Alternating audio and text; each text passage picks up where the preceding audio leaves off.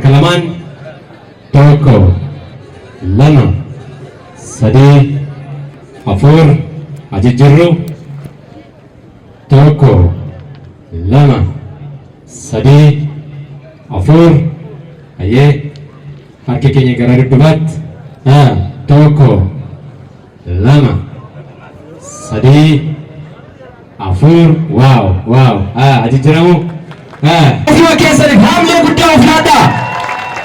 Injifannoo bitoota 24tiin waggoottan 8 dabarsine hojiin boonsaan addunyaadhaaf fakkeenya ta'e paartii badhaadhinaatiin hooggansa muummee ministeeraatiin hojjetamuu danda'eera. Hojiiwwan hojjetamaa turan keessaa seenaa biyya kanaa boqonnaa haaraatti kan ceesise hojii siyaasaa keessatti aadaa siyaasaa duubatti hafaa keessaa baanee aadaa siyaasaa ammayyaatti ceenee guyyaa aangoon karaa nagaadhaan yeroo jalqabaatiif Itoophiyaa keessatti wal harkaa fuunchaan itti gaggeeffame.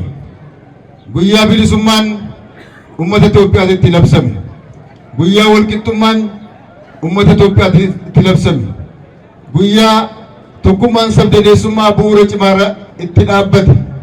Akkasumas tokkummaa sabdaneessummaadhaan tokkummaa biyyoolessaa ijaarra jedhee sabaaf sablammiin Itoophiyaa waadaatti galee fi hojiitti jalqabe akkasumas hojii qabatamaadhaan itti mirkanaa'aa dhufe.